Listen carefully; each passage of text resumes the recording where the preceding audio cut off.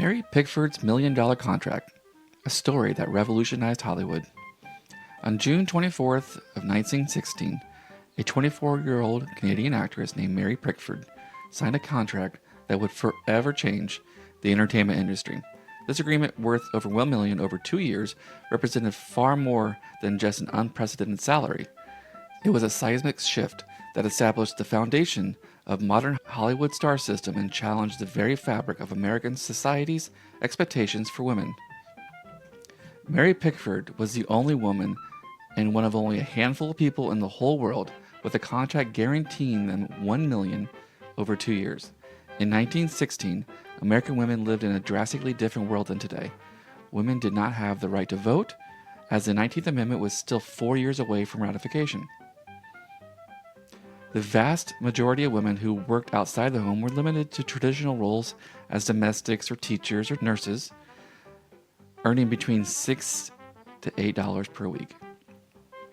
Women comprised only 18% of the total workforce, and married women rarely worked outside the home due to social conventions. The year 1916 marked a pivotal moment in the women's suffrage movement, with mounting pressure for voting rights and the election of Jeannette Rankin as the first woman to serve in Congress. This progressive era backdrop of social reform and movements created a complex environment where Mary Pickford's unprecedented earnings could spark intense debate about women's economic potential. The movie industry of 1916 bore little resemblance to modern Hollywood.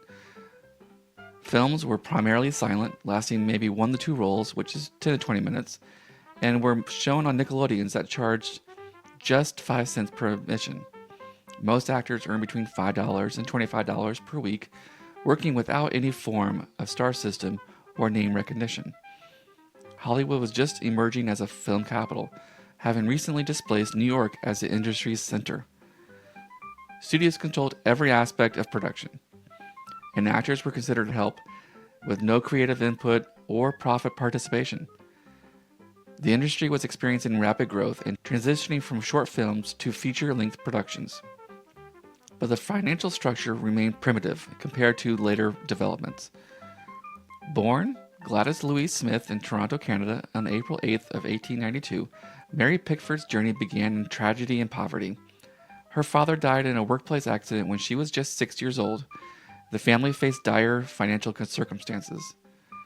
To support her widowed mother and her 2 siblings, young Gladys began acting at 7, touring with theater productions across Canada and the United States. Her breakthrough came in 1907 when she landed a supporting role in the Broadway production The Warrens of Virginia, where a producer suggested she change her name to Mary Pickford. This theatrical experience taught her valuable lessons about stagecraft and the business side of entertainment that would prove crucial in her later negotiations. In 1909, between stage engagements, Pickford approached director D.W. Griffith at the Biograph Company in New York. When Griffith offered her $5 per day, she boldly demanded $10 and got it. This early negotiation foreshadowed her future business acumen and willingness to advocate for herself and her self-worth. Pickford's first year in films was extraordinarily productive, appearing in 51 films, essentially 1 per week. Before actors received screen credit, audiences identified her as the girl with the golden curls, demonstrating her immediate impact on viewers. Her expressive face and distinctive blonde ringlets made her stand out in the industry, where most performers remained anonymous. By 1913, Pickford had made the strategic decision to commit fully to films, joining Adolf Zukor's famous Players Film Company, which would later become Paramount Pictures. Her career progression was meteoric. She became the highest paid actress in America in 1914 at $1,000 per week. She then renegotiated in 1915 for $2,000 per week, plus $10,000 for every film she completed. During this period, Pickford earned the nickname America's Sweetheart and achieved international recognition. By 1915, statisticians calculated that she had been seen by 12.5 million moviegoers every day around the world. Her popularity had reached unprecedented levels, setting the stage for revolutionary contract negotiations of 1916. The 1916 contract negotiations involved three crucial figures who would reshape the industry forever. Mary Pickford, who is now 24, had become a global superstar whose films were carrying the entire Famous Players product line. Her mother, Charlotte Hennessy, played a pivotal role as her business manager and negotiator. As Mary later would say, "Mother always talked terms." On the other side sat Adolf Zucker, the Hungarian immigrant who had famously founded the Famous Players film company and understood the financial potential of the growing film industry. Zucker faced a classic business dilemma. He desperately needed Pickford's star power to maintain his competitive advantage, but her salary demands were escalating to unprecedented levels. By 1916, the film industry had reached critical junctures. Pickford's films were not just successful, they were driving the entire business model of the Famous Players. Exhibitors across the country were paying premium prices, specifically for Pickford films, and her popularity was so great that her films could carry weaker productions in the studio's overall package. The transition from short films to feature-length films had increased production cost and complexity, but it also opened new revenue opportunities. Zucker recognized that controlling top talent was essential for maintaining his market dominance, especially as competing studios began trying to lure away successful performers. So on June 24, 1916, Mary Pickford signed a contract that shattered every precedent in the entertainment industry. The agreement guaranteed her $10,000 per week, equivalent to $275,000 per week in today's money.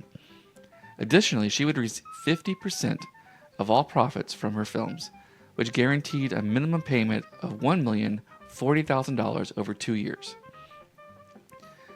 She gained full authority over production choices, including script approval, director selection, and cast decisions. The contract also established the Mary Pickford Film Corporation, essentially making her a producer of her own films. To put those numbers in perspective, Pickford's weekly salary was 167 times higher than the average female worker, 400 to 2,000 times higher than the typical actor, and 750 times higher than the average American's weekly income. Her annual equivalent of $23 million, today's money, made her not just the highest paid actress, but one of the highest paid individuals in any profession. The announcement of Pickford's contract created a media sensation unlike anything the entertainment industry had previously experienced. Newspapers across the country extensively covered the unprecedented deal, with many focusing especially on the gender implications of a woman commanding such extraordinary compensation. The press coverage was generally favorable, but tinged with amazement at the sums involved. Trade publications and mainstream newspapers alike struggled to contextualize the magnitude of the contract, often comparing Pickford's earnings to those of business magnates or political leaders. The American public's reaction to Pickford's contract was complex and reflected the cultural tensions of the era. Many celebrated her success as a triumph of talent and hard work, viewing her as a symbol of American dream. Her fans referred to her as "Our Mary" around the world, generally supporting her achievement. However, there were also significant criticisms and controversies. Some view the salary as excessive and inappropriate, particularly given the economic struggles of Americans who earned $667 a year. The gender aspect was especially contentious. Many found it troubling that a woman could earn more money than a man, challenging traditional notions of economic hierarchy. Even Hollywood insiders were stunned by the contract's terms. The immediate industry response was a mix of emotions, admiration for Pickford and the business acumen in which she controlled, and concern about the precedent it was about to set. Studios worried about escalating production costs and potential for other stars to demand similar treatment. Charlie Chaplin provided an immediate example of this. His salary inflated when he signed a contract for $670,000 with Mutual Film Corporation, just months after Pickford's deal. His contract made him the highest paid entertainer in the world at age 26, demonstrating how quickly the new salary standards spread throughout the industry. The success of Pickford's contract was immediately validated by the box office performance of her subsequent films. Poor Little Rich Girl in 1917 became one of the year's biggest successes, while Rebecca of Stony Brook Farm also provided high profits. These hits demonstrated that audiences would indeed pay premium prices to see Pickford's work, justifying the enormous investment. Both parties benefited significantly from the arrangement. Pickford achieved financial security and artistic control while maintaining her position as the world's biggest movie star. Zucker and the Famous Players, despite the high salary, generated massive returns for Pickford's films and maintained their competitive advantage in the rapidly evolving industry. The ripple effects of Pickford's contract extended far beyond her individual career. In 1917, concerned theatergoers formed First National Exhibitors Circuit to compete directly with Paramount and provided an alternative distribution system. This move was specifically designed to counter the high star salaries that were driving up costs.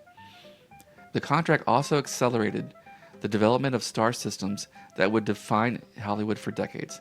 Studios began recognizing major stars could drive entire business models, leading to increased investment in talent development, star-making machinery. Perhaps the most significant long-term consequence of Pickford's 1916 contract was the formation of United Artists in 1919. Pickford, along with Charlie Chaplin, Douglas Fairbanks, and D.B. Griffith, founded this revolutionary company to gain even greater control of films, and the formation of United Artists prompted one industry executive to quip, "The inmates have taken over." Reflecting the establishment's shock, artists gaining control over distribution, this company, which still exists today as part of the Amazon MGM Studios, began the template for independent film companies and artist-owned enterprises. Pickford's 1916 contract established virtually every element of modern entertainment industry structure. The precedents she set forth, profit participation, creative control, astronomical salaries, became standard practices that continue today. Modern star contracts, whether it's Robert Downey Jr.'s $75 million Marvel deal or Tom Cruise's profitable participation agreements, directly trace their lineage to Pickford's pioneering agreement. The star system that emerged from this contract transformed Hollywood from a collection of small studios into a global entertainment empire. The model of investing heavily in top talent to drive business success became the foundation of not just a film, but television, music, and digital entertainment industries. Beyond its business implications, Pickford's contract represented a crucial breakthrough for women's economic empowerment. At a time when women couldn't vote and faced severe economic limitations, Pickford demonstrated that talent and business acumen could overcome social barriers. Her success helped pave the way for future generations of women in the entertainment and business industries. From Pickford's perspective, the contract was an unqualified success.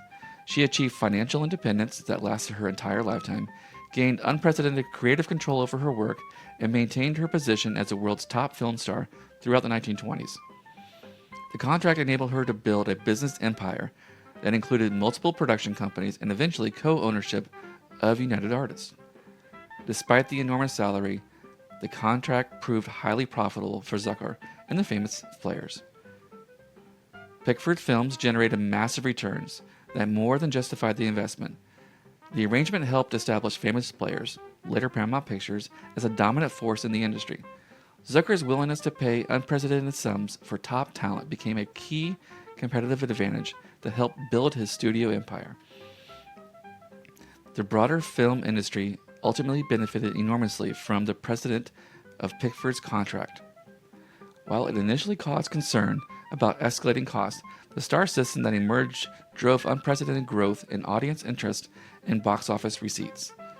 The model proved that investing in top talent could create substantial, profitable businesses that would dominate global entertainment for over a century.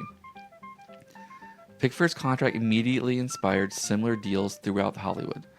Charlie Chaplin's $670,000 mutual contract in 1916 was the most direct parallel, making him equally the highest paid entertainer in the world.